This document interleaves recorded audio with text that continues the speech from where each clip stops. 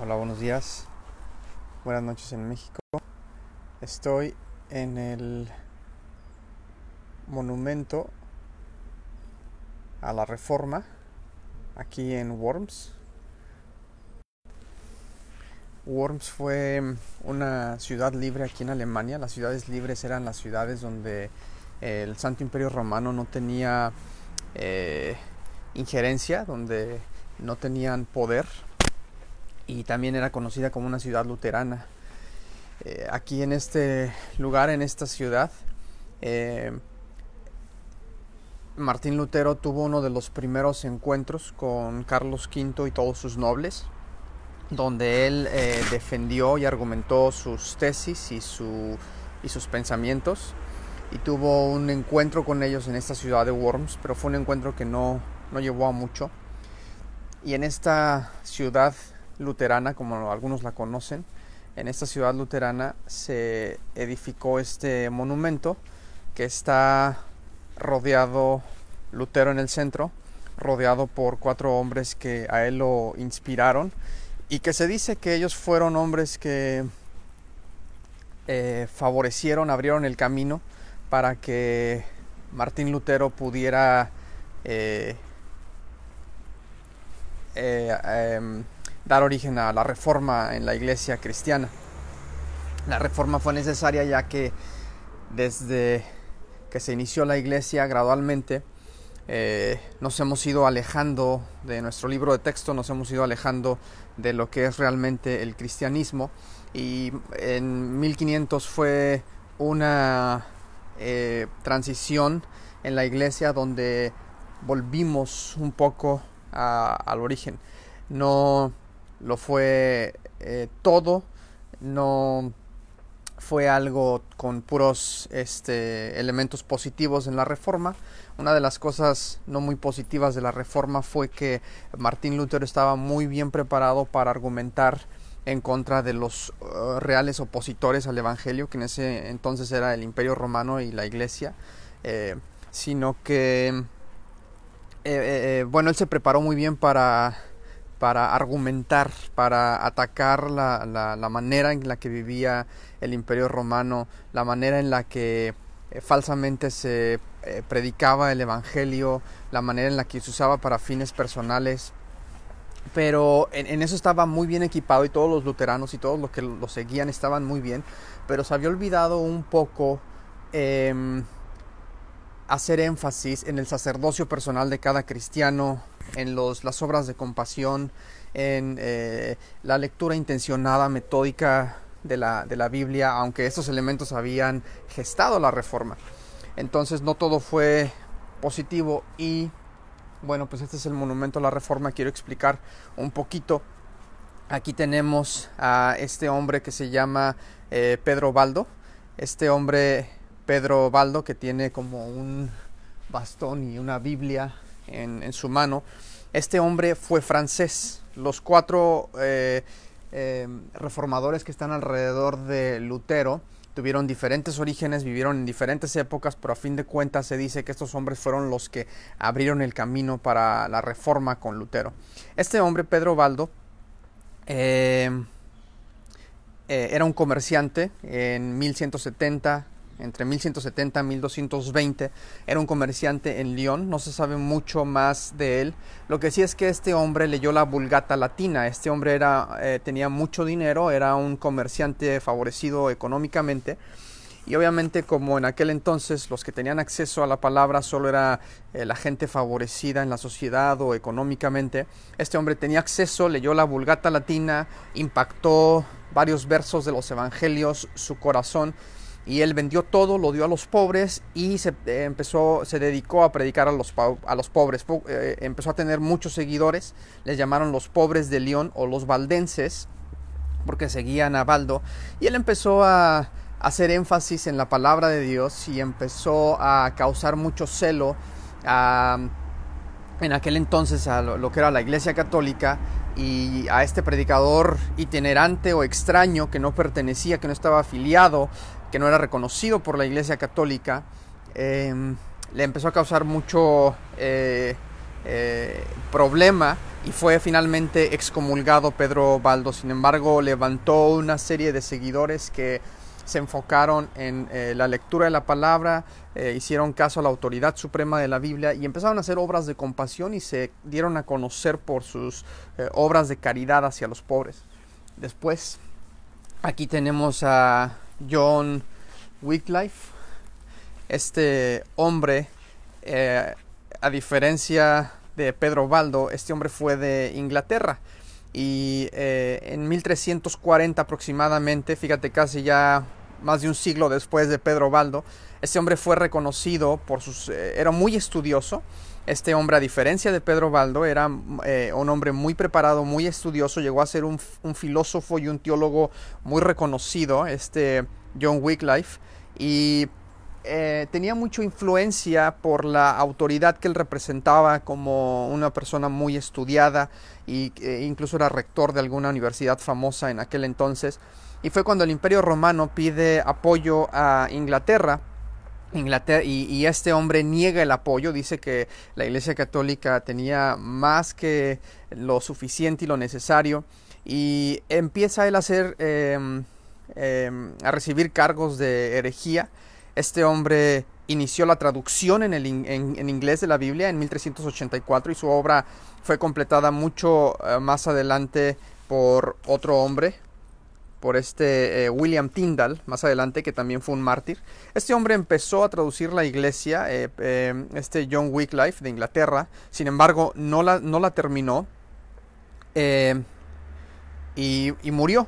Y este hombre, que también fue conocido como un opositor al Imperio Romano en aquel entonces, después de haber muerto, casi 50 años después de muerto, desenterraron su cadáver, lo quemaron y arrojaron sus cenizas a un río.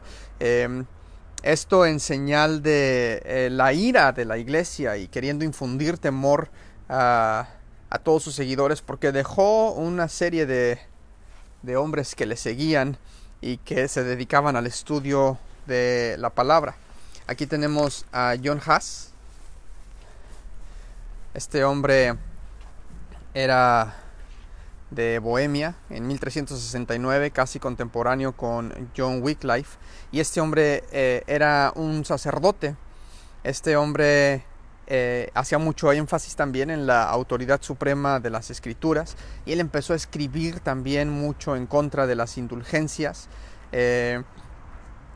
y predicaba en lengua vernácula. En aquel entonces estaba prohibido compartir el evangelio en las lenguas que la gente pudiera entender. Se tenía que comprender en latín y nada más, y solo elementos muy concretos se compartían en lengua vernácula, solo para que la gente pudiera entender que su dinero tenía que venir a las arcas del Imperio Romano, y para darles a entender que existía la compra de indulgencias, que ésta se creó con el propósito de fortalecer económicamente el Imperio Romano. Y este hombre empezó a predicar mucho en contra de esas cosas, pero en lengua vernácula. También empezó a compartir el evangelio, y en 1415 él murió como mártir. Este hombre murió en la hoguera. Luego tenemos a otro, de Alemania. Ya tenemos a Girolamo Savonarola. Este es Girolamo Savonarola. Girolamo era de Ferrara. Este hombre era de Italia, y este hombre se ingresó a la orden dominicana, y este hombre también empezó a predicar en lengua vernácula, lo cual traía mucho conflicto a la iglesia en aquel entonces, porque el evangelio no podría compartirse más que en latín, y no podría compartirse en la lengua de las vulgares. En la vernáculo es eso, la lengua vulgar, la lengua que la gente podía entender. Y este hombre habló mucho de la gracia salvadora de Cristo. Este hombre hacía énfasis en que solo por gracia somos salvos. Y este hombre hizo una hoguera de vanidades para los jóvenes, donde los jóvenes traían todos los objetos que se consideraban que podían ser no santos, o que contaminaban sus vidas. Hizo una hoguera. Que esto, hay algo en la Biblia donde en la época de los reyes llegaban a quemar todos los objetos sacrílegos.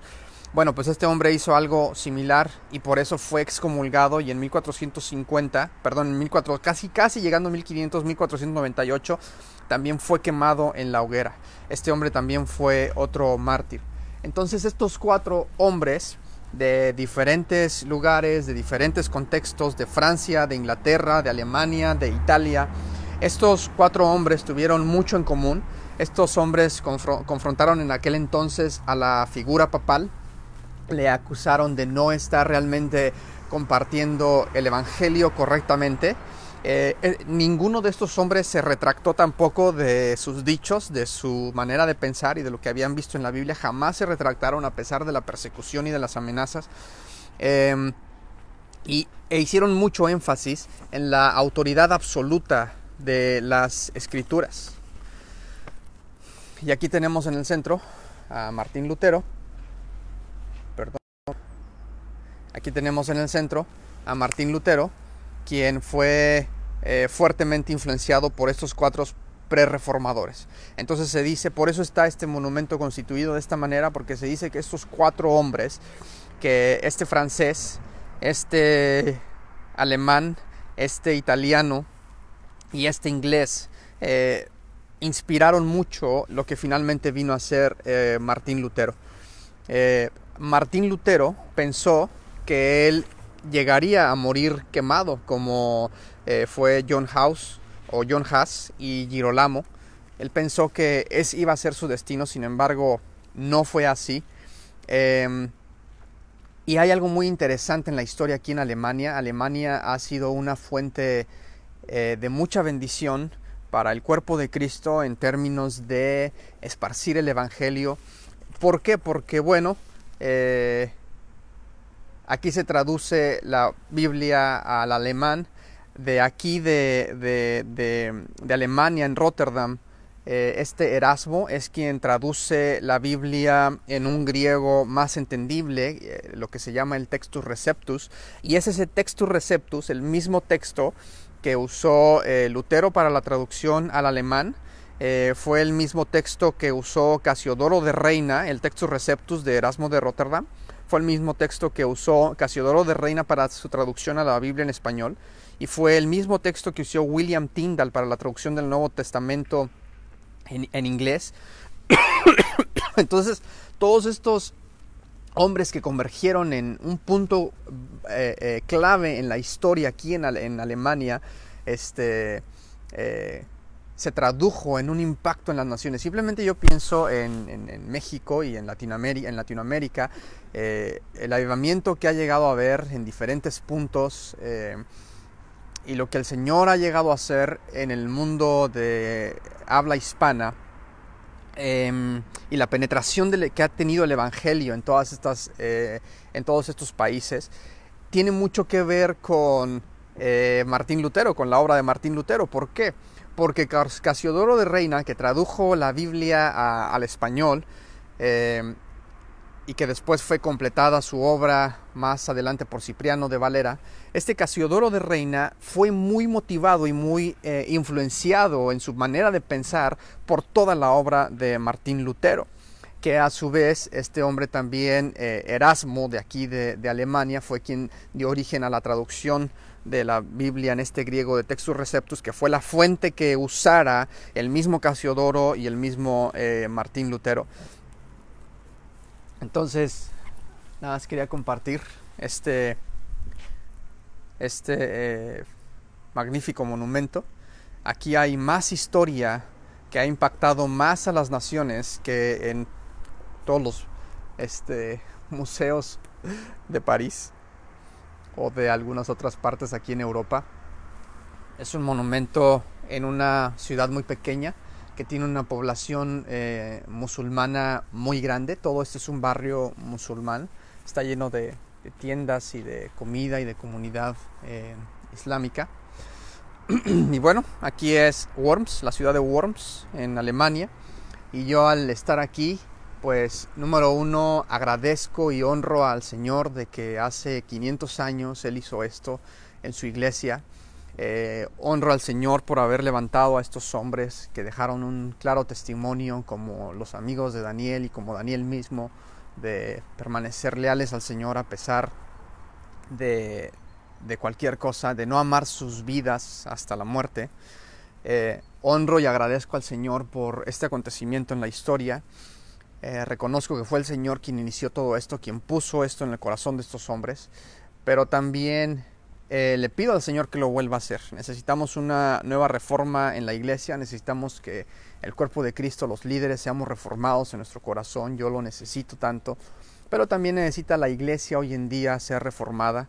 Nos hemos alejado completamente de nuestro libro de texto, no imitamos en absoluto lo que está escrito, tenemos definiciones de lo que es iglesia y de lo que es la vida cristiana muy encontradas y muy polares a lo que está escrito en la Biblia. Necesitamos volver una vez más.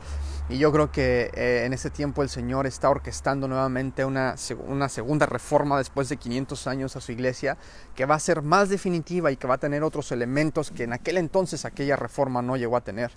Elementos que aquella reforma no llegó a tener, ya los mencioné al principio de este video, fueron algunos elementos como el hecho de que Martín Lutero estaba muy capacitado y todos los luteranos estaban muy capacitados para rebatir